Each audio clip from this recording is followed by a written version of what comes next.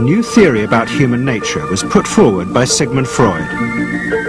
He had discovered, he said, primitive sexual and aggressive forces hidden deep inside the minds of all human beings. Forces which, if not controlled, led individuals and societies to chaos and destruction.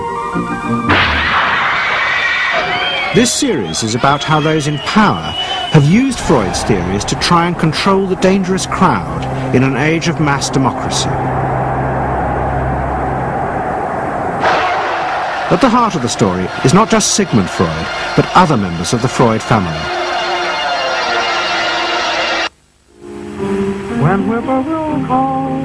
This episode is about Freud's American nephew, Edward Bernays. Bernays is almost completely unknown today, but his influence on the 20th century was nearly as great as his uncle's. Because Bernays was the first person to take Freud's ideas about human beings and use them to manipulate the masses.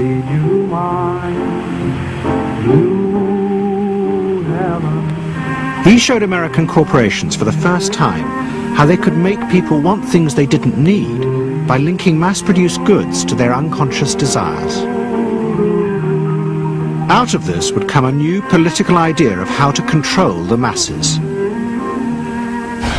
By satisfying people's inner selfish desires, one made them happy and thus docile.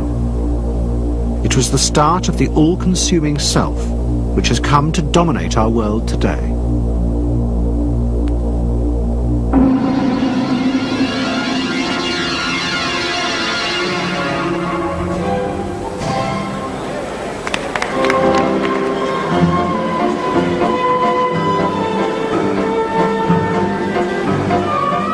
Freud's ideas about how the human mind works have now become an accepted part of society, as have psychoanalysts. Every year, the psychotherapist's ball is held in a grand palace in Vienna. This is the psychotherapy ball. Psychotherapists come, some advanced patients come, or former patients come, and many other people, friends, but also people from the Viennese society who like to go to a nice, elegant, comfortable ball. But it was not always so. 100 years ago, Freud's ideas were hated by Viennese society. At that time, Vienna was the centre of a vast empire ruling Central Europe. And to the powerful nobility of the Habsburg court, Freud's ideas were not only embarrassing, but the very idea of examining and analysing one's inner feelings was a threat to their absolute control. You see, at that time, these people had the power. And of course, you just were not allowed to show your bloody feelings. I mean, you just couldn't. You know, I mean, you couldn't, if you were unhappy. Can you imagine, for instance, you sit somewhere in the country in a castle, you are deeply unhappy, you are a woman. You couldn't go to your maid and cry on her shoulders, or you couldn't go into the village and complain, you know, about your feelings. I mean, you couldn't, it was like selling yourself to somebody. You just couldn't. You know? Because they had to respect you. Now, of course, Freud, you see, put that thought very much into question, because you see, to examine yourself, you would have to put a lot of other things into question, your society, everything what surrounds you. And that wasn't a good thing at that time. Why not? Because your self-created empire, to a certain extent, would have fallen into bits much earlier already. But what frightened the rulers of the empire even more was Freud's idea that hidden inside all human beings were dangerous instinctual drives. Freud had devised a method he called psychoanalysis. By analysing dreams and free association, he had unearthed, he said, powerful sexual and aggressive forces which were the remnants of our animal past. Feelings we repressed because they were too dangerous. Freud devised a method for exploring a hidden part of the mind, which we nowadays call the unconscious, which is a part that is totally unknown to our consciousness, that there exists a barrier in all our minds which prevents these hidden and unwelcome impulses of the unconscious from emerging. Good night.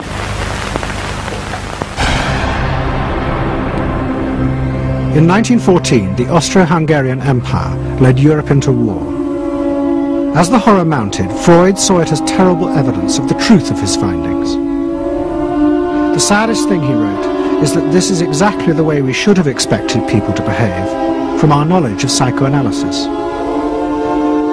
Governments had unleashed the primitive forces in human beings, and no one seemed to know how to stop them.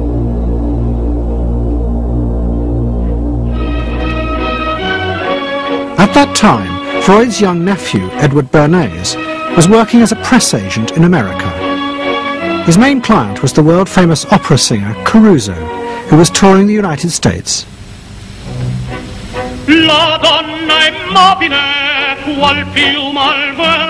Bernays' parents had emigrated to America 20 years before, but he kept in touch with his uncle and joined him for holidays in the Alps. But Bernays was now about to return to Europe for a very different reason. On the night that Caruso opened in Toledo, Ohio, America announced it was entering the war against Germany and Austria. As a part of the war effort, the US government set up a Committee on Public Information, and Bernays was employed to promote America's war aims in the press.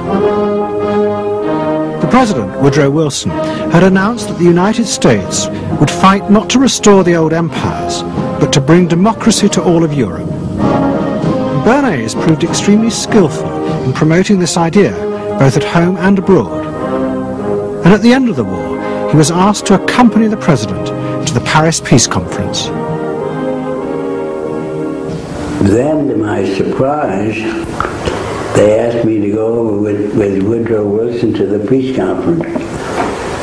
And at the age of 26, I was in Paris for the entire time of the peace conference that was held in the suburb of Paris, and we worked to make the world safe for democracy. That was a big slogan. Wilson's reception in Paris astounded Bernays and the other American propagandists. Their propaganda had portrayed Wilson as a liberator of the people, a man who would create a new world in which the individual would be free. They had made him a hero of the masses. And as he watched the crowds surge around Wilson, Bernays began to wonder whether it would be possible to do the same type of mass persuasion, but in peacetime. When I came back to the United States, I decided that if you could use propaganda for war, you could certainly use it for peace. And propaganda got to be a bad word because of the Germans using it.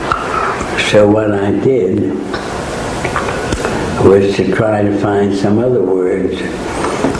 So we found the word Council on Public Relations. Bernays returned to New York and set up as a public relations counsel in a small office off Broadway. It was the first time the term had ever been used.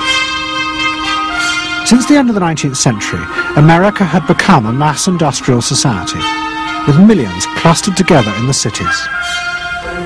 Bernays was determined to find a way to manage and alter the way these new crowds thought and felt.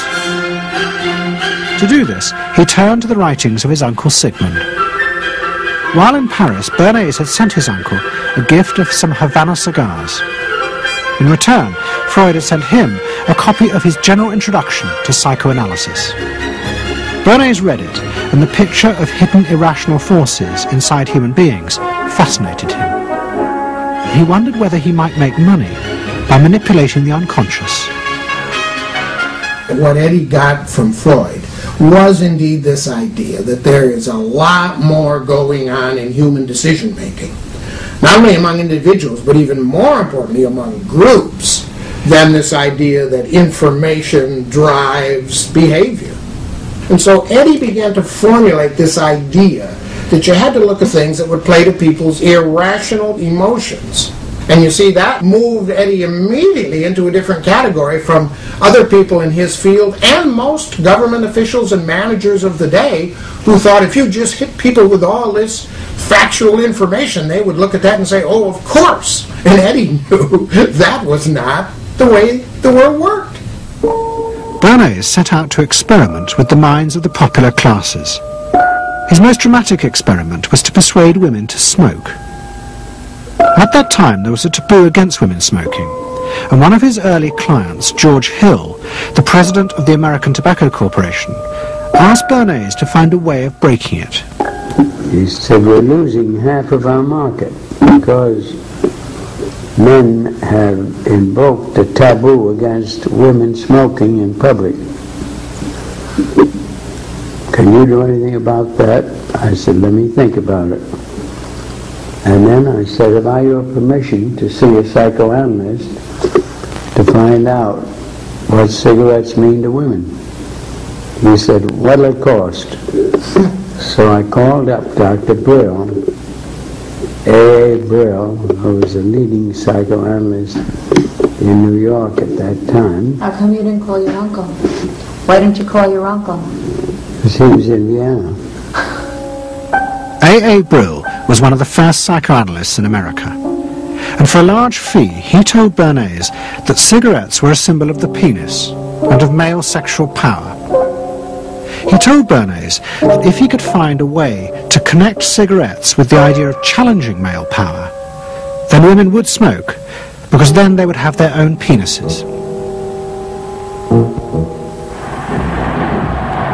Every year, New York held an Easter Day parade to which thousands came, and Bernays decided to stage an event there. He persuaded a group of rich debutantes to hide cigarettes under their clothes. Then they should join the parade, and at a given signal from him, they were to light up the cigarettes dramatically. Bernays then informed the press that he had heard that a group of suffragettes were preparing to protest by lighting up what they called torches of freedom. He knew this would be an outcry, and he knew that all of the photographers would be there to capture this moment, and so he was ready with a phrase which was torches of freedom. And so here you have a symbol, women, young women, debutantes, smoking a cigarette in public with a phrase that means anybody who believes in this kind of equality pretty much has to support them in the ensuing debate about this, because torches of freedom. I mean, what's on all American coins? It's liberty. She's holding up the torch, you see? And so all of this is there together. There's emotion, there's memory, there's a rational phrase, even though it's using a lot of emotional elements. It's a phrase that works in a rational sense. All of this is together. And so the next day, this was not just in all of the New York papers, it was across the United States and around the world. And from that point forward, the sale of cigarettes to women began to rise. He had made them socially acceptable with a single symbolic act. What Bernays had created was the idea that if a woman smoked, it made her more powerful and independent, an idea that still persists today. Embrace me, my sweet embrace. It made him realize that it was possible to persuade people to behave irrationally if you link products to their emotional desires and feelings. The idea that smoking actually made women freer was completely irrational, but it made them feel more independent. It meant that irrelevant objects could become powerful emotional symbols of how you wanted to be seen by others. Eddie Bernays saw the way to sell product was not to sell it to your intellect, that you ought to buy an automobile, but that you will feel better about it if you have this automobile. I think he originated that idea, that they weren't just purchasing something, but they were engaging themselves emotionally or personally in the product or service. That it's not, you think you need a new piece of clothing, but you'll feel better with the piece of clothing. That was his contribution in a very real sense. We see it all over the place today, but I think he originated the idea of the emotional connect to a product or service. What Bernays was doing fascinated America's corporations. They had come out of the war rich and powerful, but they had a growing worry. The system of mass production had flourished during the war, and now millions of goods were pouring off production lines. What they were frightened of was the danger of overproduction, that there would come a point when people had enough goods and would simply stop buying. Up until that point, the majority of products were still sold to the masses on the basis of need. While the rich had long been used to luxury goods, for the millions of working-class Americans, most products were still advertised as necessities. Goods like shoes, stockings, even cars were promoted in functional terms for their durability. The aim of the advertisements was simply to show people the product's practical virtues, nothing more.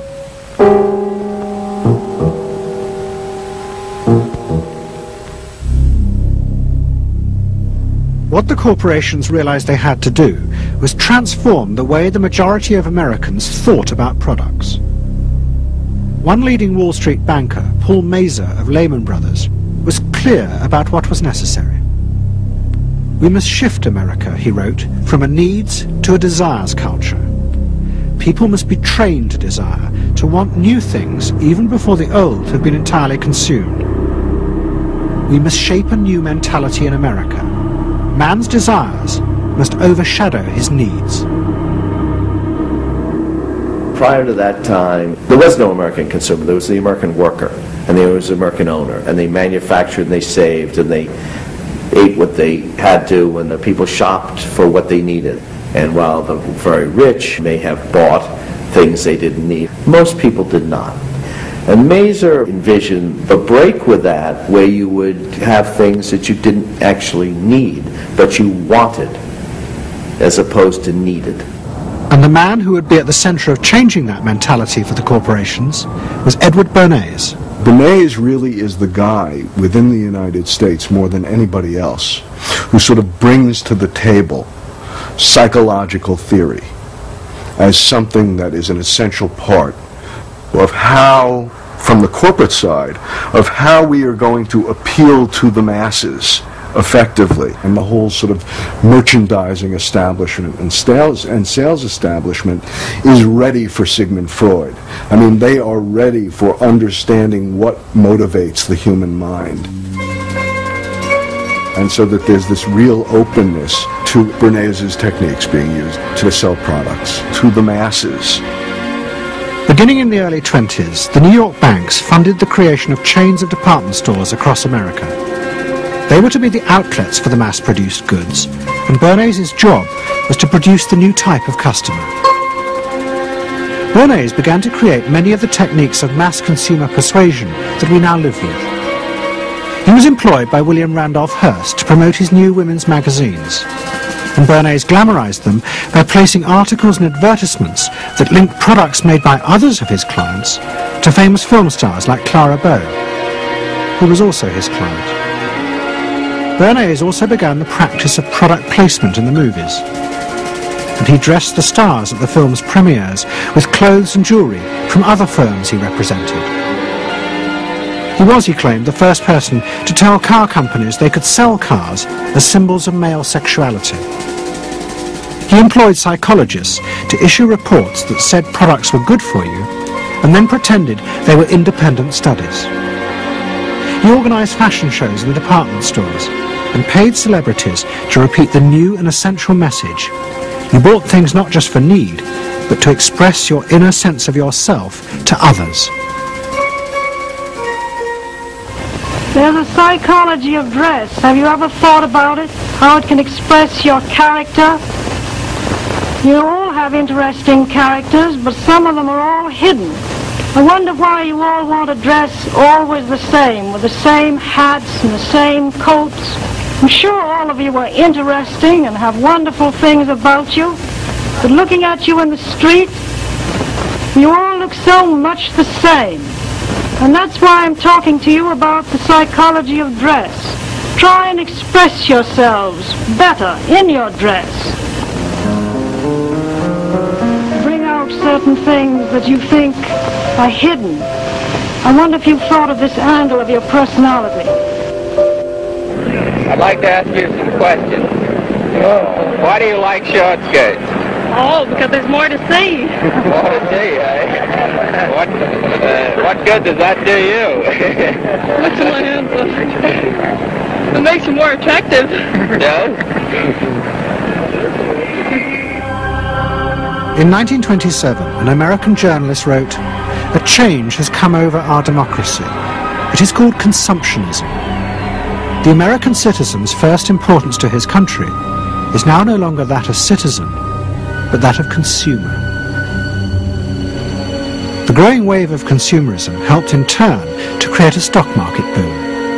And yet again, Edward Bernays became involved, promoting the novel idea that ordinary people should buy shares, borrowing money from banks he also represented. And yet again, millions followed his advice. He was uniquely knowledgeable about how people in large numbers are going to react to products and ideas and so on. But in political terms, if he were to go outside, I can't imagine that he could get 3 people to stand and listen.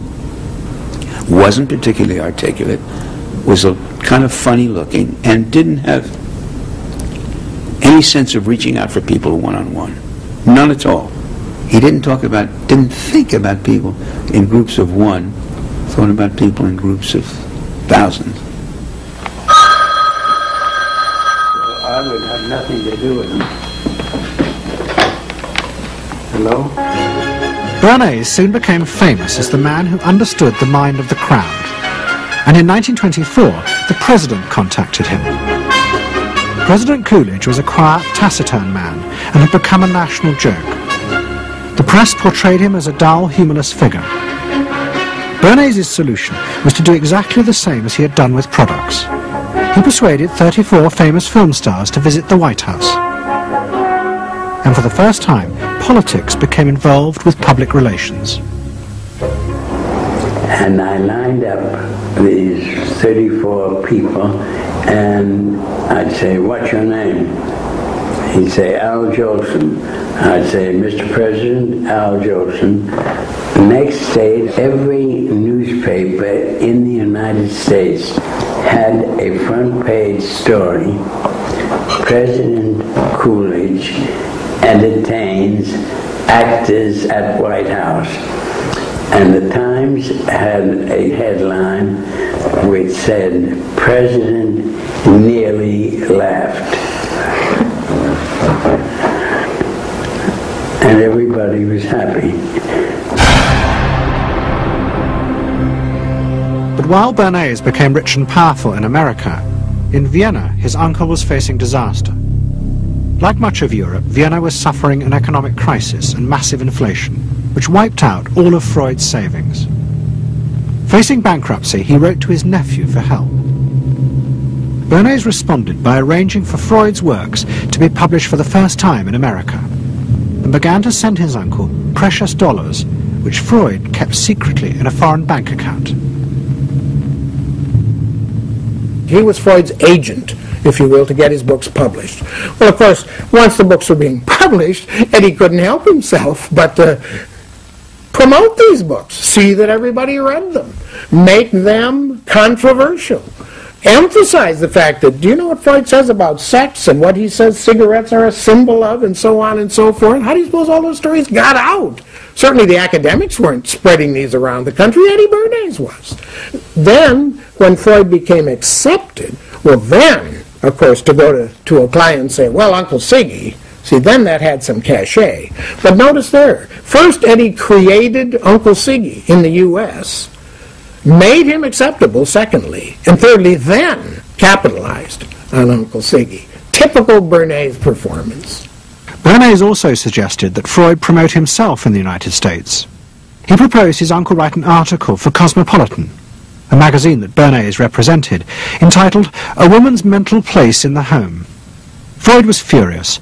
Such an idea, he said, was unthinkable. It was vulgar, and anyway, he hated America. Freud was now becoming increasingly pessimistic about human beings.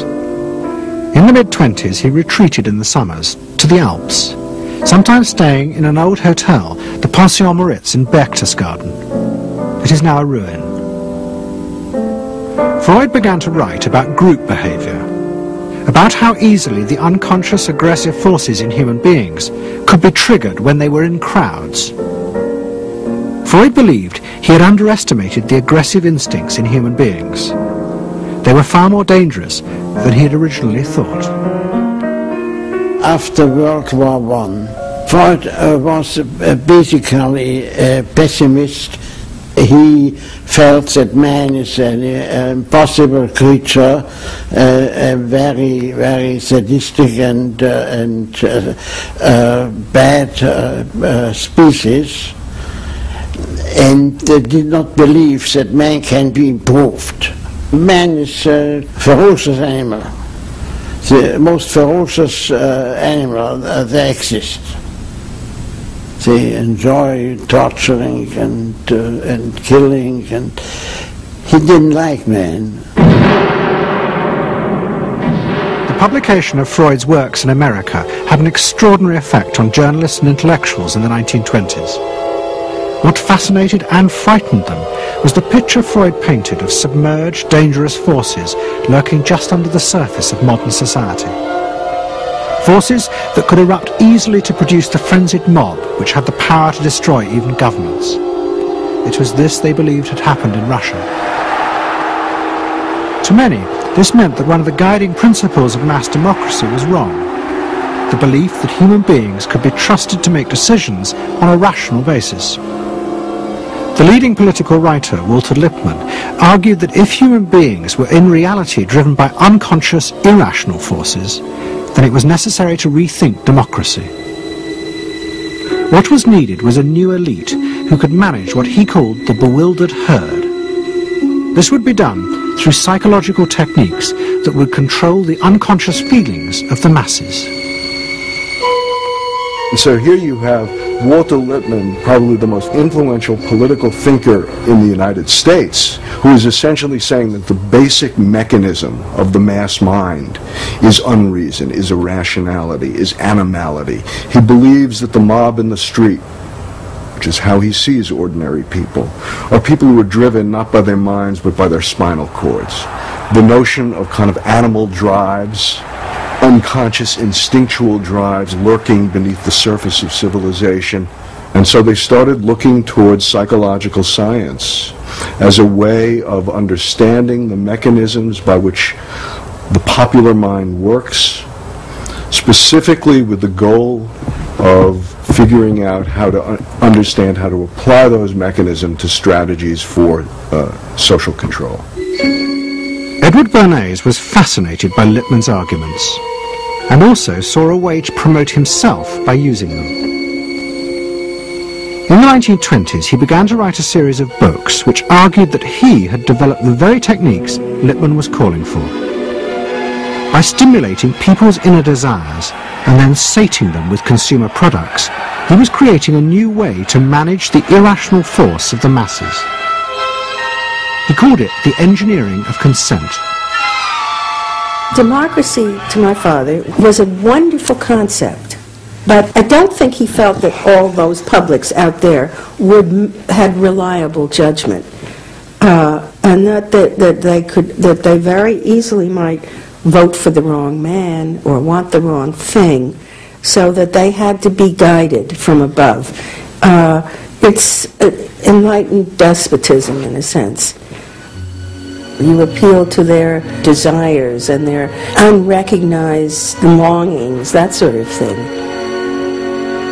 That you can tap into their deepest desires or their deepest fears and use that to your own purposes. And then, in 1928, a president came to power who agreed with Bernays. President Hoover was the first politician to articulate the idea that consumerism had become the central motor of American life. After his election, he told a group of advertisers and public relations men, "You have taken over the job of creating desire and have transformed people into constantly moving happiness machines. Machines which have become the key to economic progress." What was beginning to emerge in the 1920s was a new idea of how to run mass democracy. At its heart was the consuming self, which not only made the economy work, but was happy and docile, and so created a stable society. Both Bernays and Lippmann's concept of managing the masses takes the idea of democracy and it turns it into a palliative.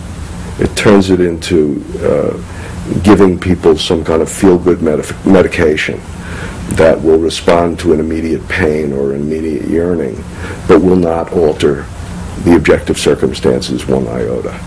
I mean, democracy really, the idea of democracy at its heart was about changing the relations of power that had governed the world for so long. And Bernays' concept of democracy was one of maintaining the relations of power, even if it meant that one needed to sort of stimulate the psychological lives of the public. And in fact, in his mind, that was what was necessary.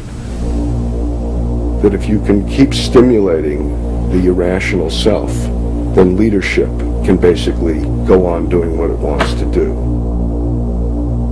Bernays now became one of the central figures in a business elite that dominated American society and politics in the 1920s. He also became extremely rich and lived in a suite of rooms in one of New York's most expensive hotels, where he gave frequent parties. Oh my goodness, he had a home in the corner suite of the Sherry Netherland Hotel. And here's this wonderful suite with all these windows looking out on Central Park and across at the plaza and on the square. And he would use this place to hold a soiree. The mayor would come, all the media leaders would come, the political leaders, the business leaders, the people in the arts. I mean, it was a who's who. People wanted to know Eddie Bernays because, you know, he himself became a sort of a famous man, a sort of a magician who could make these things happen. He knows everybody. He knows the mayor and he knows the senator, and he calls politicians on the telephone as if he did get literally a high or a bang out of doing what he did. And that's fine. But it can be a little hard on the people around you, especially when you make other people feel stupid. People who worked for him were stupid, and children were stupid, and if people did things in a way that he wouldn't have done them, they were stupid. It was a word that he used over and over and over, dope and stupid. And the masses? They were stupid.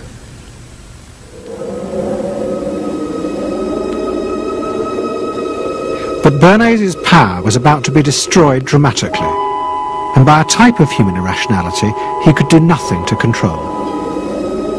At the end of October 1929, Bernays organised a huge national event to celebrate the 50th anniversary of the invention of the light bulb. President Hoover, the leaders of major corporations, and bankers like John D. Rockefeller were all summoned by Bernays to celebrate the power of American business. But even as they gathered, news came through that shares on the New York Stock Exchange were beginning to fall catastrophically. Throughout the 1920s, speculators had borrowed billions of dollars. The banks had promoted the idea that this was a new era where market crashes were a thing of the past. But they were wrong. What was about to happen was the biggest stock market crash in history. Investors had panicked and begun to sell in a blind, relentless fury that no reassurance by bankers or politicians could halt. And on the 29th of October 1929, the market collapsed.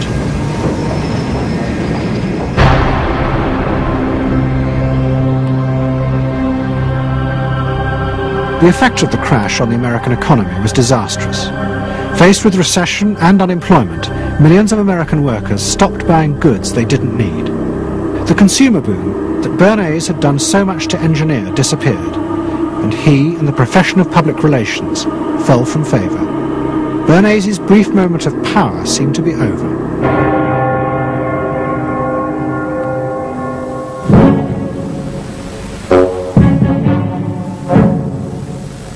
The effect of the Wall Street crash on Europe was also catastrophic. It intensified the growing economic and political crisis in the new democracies. In both Germany and Austria, there were violent street battles between the armed wings of different political parties. Against this backdrop, Freud, who was suffering from cancer of the jaw, retreated yet again to the Alps. He wrote a book called Civilization and Its Discontents. It was a powerful attack on the idea that civilization was an expression of human progress. Instead, Freud argued, civilization had actually been constructed to control the dangerous animal forces inside human beings. What was implicit in Freud's argument was that the ideal of individual freedom, which was at the heart of democracy, was impossible. Human beings could never be allowed to truly express themselves because it was too dangerous. They must always be controlled and would thus always be discontent.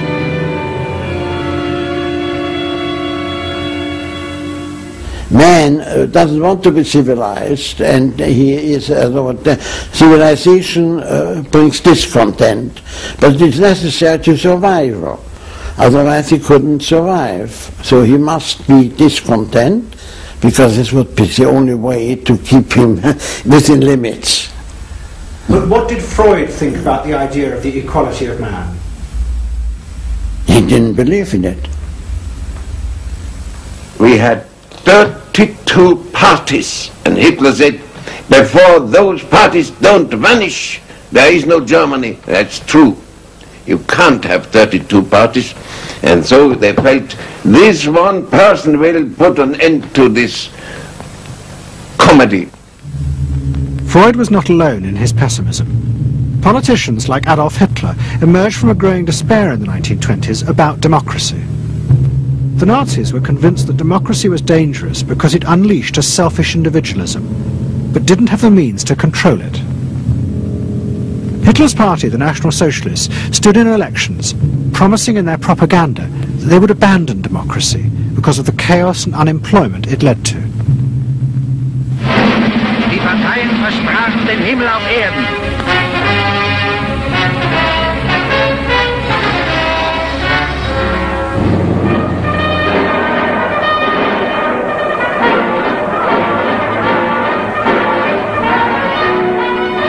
In March 1933, the National Socialists were elected to power in Germany, and they set out to create a society that would control human beings in a different way.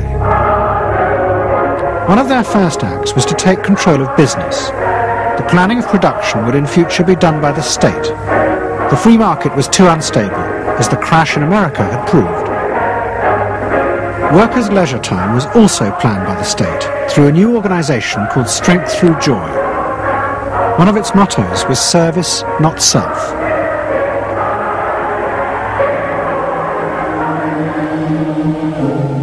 But the Nazis did not see this as a return to an old form of autocratic control. It was a new alternative to democracy, in which the feelings and the desires of the masses would still be central, but they would be channeled in such a way as to bind the nation together.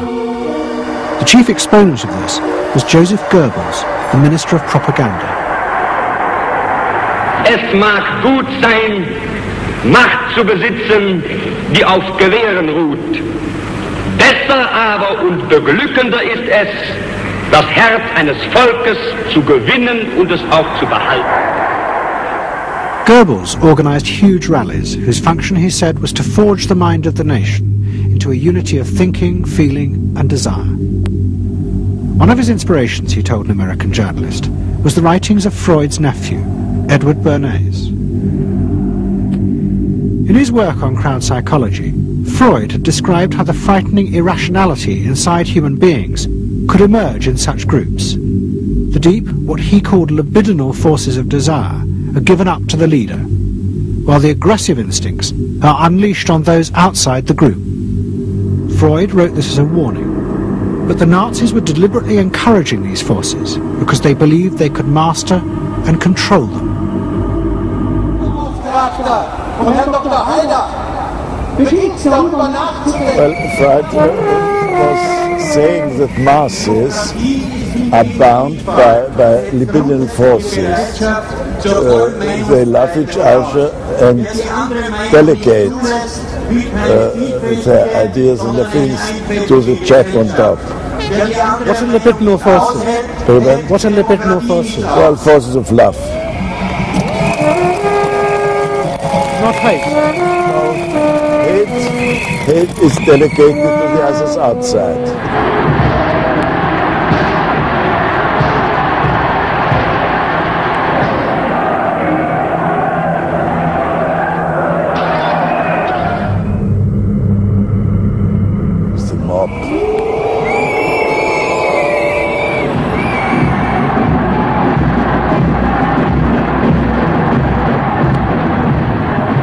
I could see from afar, looking up Wilhelmstraße towards unter den Linden, how those 100,000 of people, when they passed Hitler, they just became completely delirious.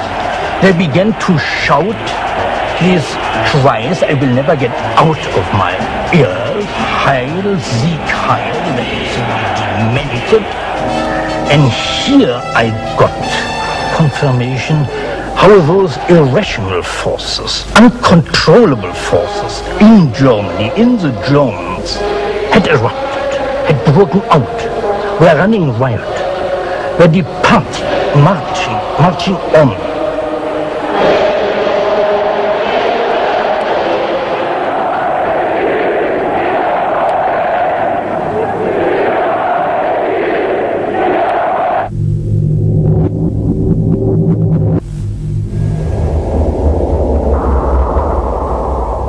And in America too, democracy was under threat from the force of the angry mob. The effect of the stock market crash had been disastrous. There was growing violence as an angry population took out their frustration on the corporations who were seen to have caused this disaster. Then, in 1932, a new president was elected who was also going to use the power of the state to control the free market. But his aim was not to destroy democracy, but to strengthen it. And to do this, he was going to develop a new way of dealing with the masses. I am prepared, under my constitutional duty, to recommend the measures that a stricken nation in the midst of a stricken world may require. But in the event that the national emergency is still critical, I shall not evade the clear course of duty that will then confront me. I shall ask the Congress for the one remaining instrument to meet the crisis: broad executive power.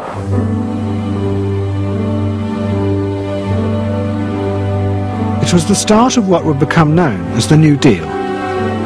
Roosevelt assembled a group of young technocrats and planners in Washington. He told them that their job was to plan and run giant new industrial projects for the good of the nation.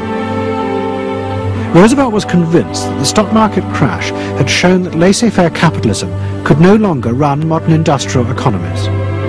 It had become the job of government. Big business was horrified, but the New Deal attracted the admiration of the Nazis, especially Joseph Goebbels.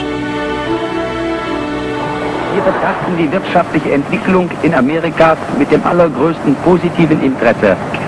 Und wir sind dort der festen Überzeugung, dass Präsident Roosevelt und seine Berater auf dem richtigen Wege sind. Es handelt sich in der Tat um das größte wirtschaftliche und soziale Problem aller Zeiten. Die vielen Millionen Arbeitslosen, die ihre Plätze an den Maschinen und in den Kontoren verloren haben, wieder an ihre alten Arbeitsstellen zurückzuführen. Das kann nicht allein der privaten Initiative überlassen werden. Ausschlaggebend ist, dass die öffentliche Hand mit positiven Maßnahmen eingreift. But although Roosevelt, like the Nazis, was trying to organize society in a different way, unlike the Nazis, he believed that human beings were rational and could be trusted to take an active part in government. Roosevelt believed it was possible to explain his policies to ordinary Americans and take into account their opinions. To do this, he was helped by the new ideas of an American social scientist called George Gallup. Favorite reading of New Deal Washington, the survey of U.S. public opinion. From offices at Princeton, New Jersey, a famed statistician, Dr. George Gallup, tells Washington from week to week what the nation is thinking. And in New York, Fortune magazine's analyst, Elmo Roper, compiles for publication a continuous record of the nation's approval or disapproval of how the country is being run. Gallup and Roper rejected Bernays's view that human beings were at the mercy of unconscious forces and so needed to be controlled. Their system of opinion polling was based on the idea that people could be trusted to know what they wanted. They argued that one could measure and predict the opinions and behaviour of the public if one asked strictly factual questions and avoided manipulating their emotions. Well, how about this one? Do you think Franklin D. Roosevelt's New Deal has been bad for the nation in general? No, that question's loaded. It automatically suggests an answer. Well, how about this? Is your present feeling toward President Roosevelt one of general approval or general disapproval? That's better. Prior to scientific polling, the view of many people was that you couldn't trust public opinion. It was irrational, that it was ill-informed, it was chaotic, unruly, and so forth. And so that opinion should be dismissed. But with scientific polling, I think it established very clearly that people are rational, that they do make good decisions, and this offers democracy a chance to be truly informed by the public, giving everybody a voice in the way the country is run. I know my father wouldn't necessarily say the voice of the public is the voice of God, but he did feel very much that the voice of the people is a rational voice and should be heard.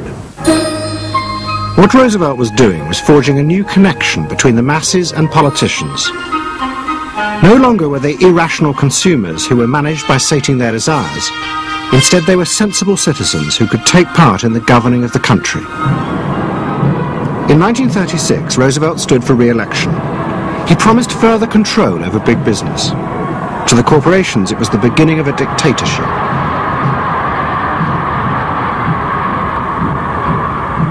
Roosevelt interferes with private enterprise and is running the country into debt for generations to come. The way to get recovery is to let business alone. But Roosevelt was triumphantly re-elected. It looks, my friends, like a real landslide this time. So please let me thank you again and tell you that I hope to see you all very soon and bid you an affectionate good night.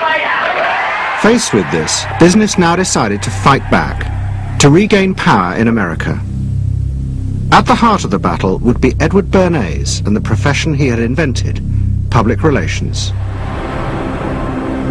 Following that election, business people start to get together and start to carry on discussions, primarily in private, and they start talking to each other about the need to sort of carry on ideological warfare against the New Deal and to sort of reassert the sort of connectedness between the idea of democracy on the one hand and the idea of privately owned business on the other. And so, under the umbrella of an organization which still exists, which is called the National Association of Manufacturers, and whose membership included all of the major corporations of the United States, a campaign is launched explicitly designed to create emotional attachments between the public and big business. It's Bernays's techniques being used on a grand scale. I mean, totally.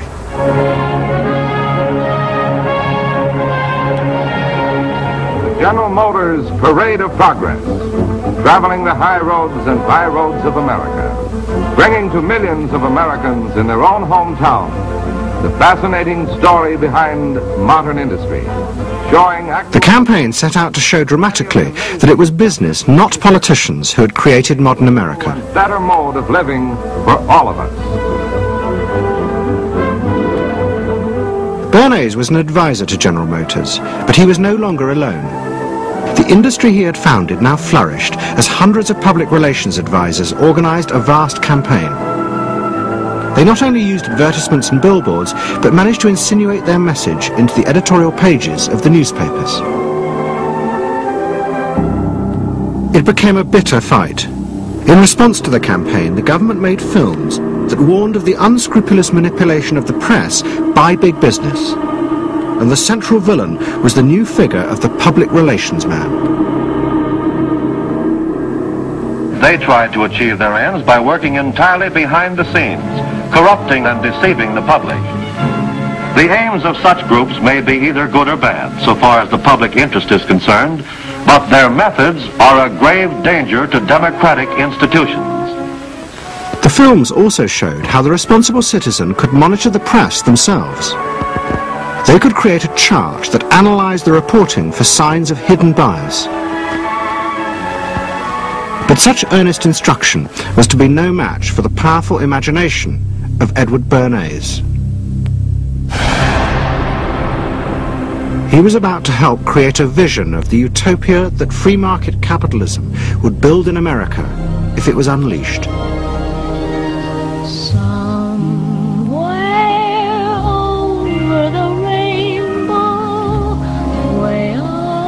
In 1939, New York hosted the World's Fair. Edward Bernays was a central advisor. He insisted that the theme be the link between democracy and American business.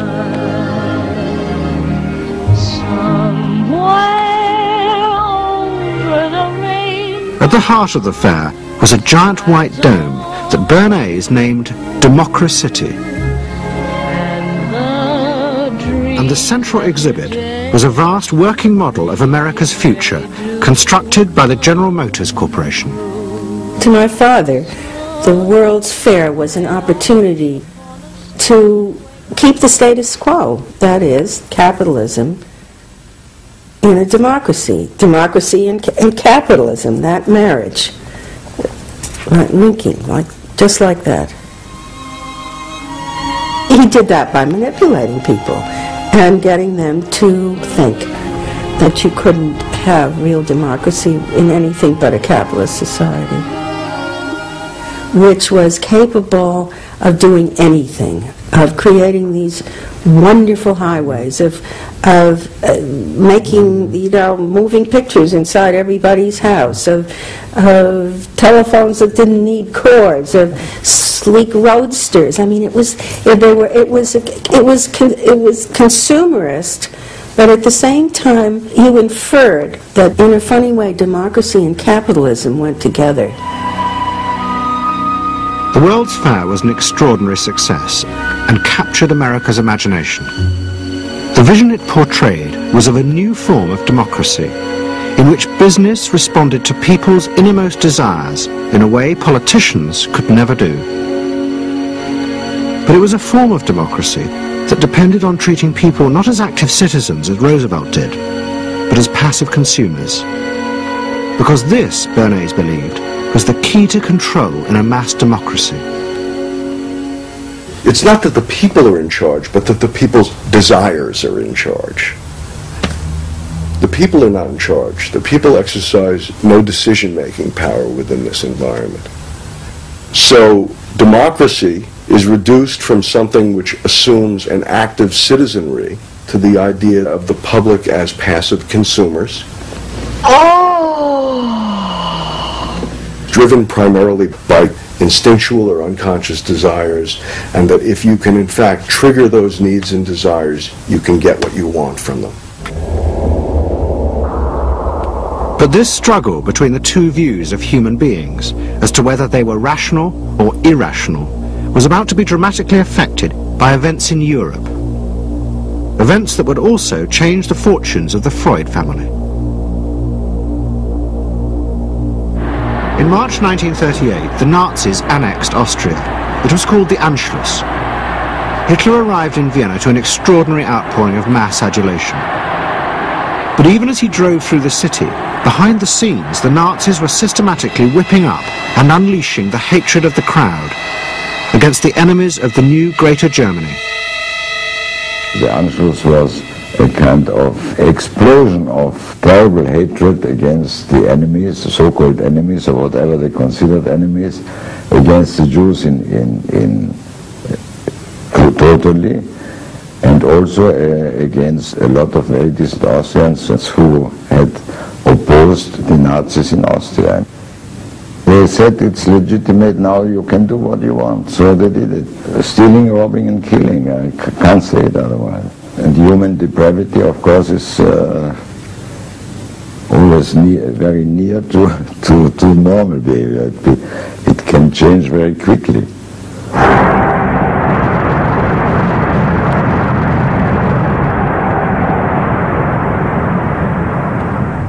As the violence and assassinations raged in Vienna, Freud decided he had to leave. His aim was to go to Britain, but he knew that Britain, like many countries, was refusing entry to most Jewish refugees. But help came from the leading psychoanalyst in Britain, Ernest Jones. He was in the same ice skating club as the Home Secretary, Sir Samuel Hoare, and Jones persuaded Hoare to issue Freud a British work permit. And in May 1938, Freud, his daughter Anna, and other members of his family set off for London.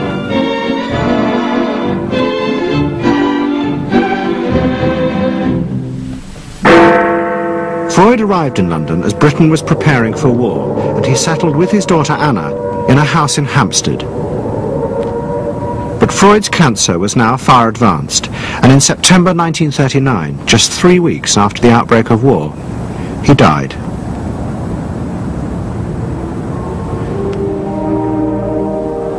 The Second World War would utterly transform the way governments saw democracy and the people they governed. Next week's programme will show how the American government, as a result of the war, became convinced there were savage, dangerous forces hidden inside all human beings, forces that needed to be controlled. The terrible evidence from the death camps seemed to show what happened when these forces were unleashed. And politicians and planners in post-war America would come to believe that hidden under the surface of their own population were the same dangerous forces. And they would turn to the Freud family to help control this enemy within.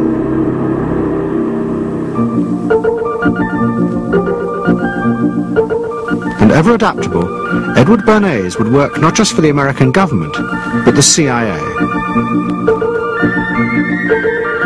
And Sigmund Freud's daughter Anna would also become powerful in the United States, because she believed that people could be taught to control the irrational forces within them. Out of this would come vast government programs to manage the inner psychological life of the masses.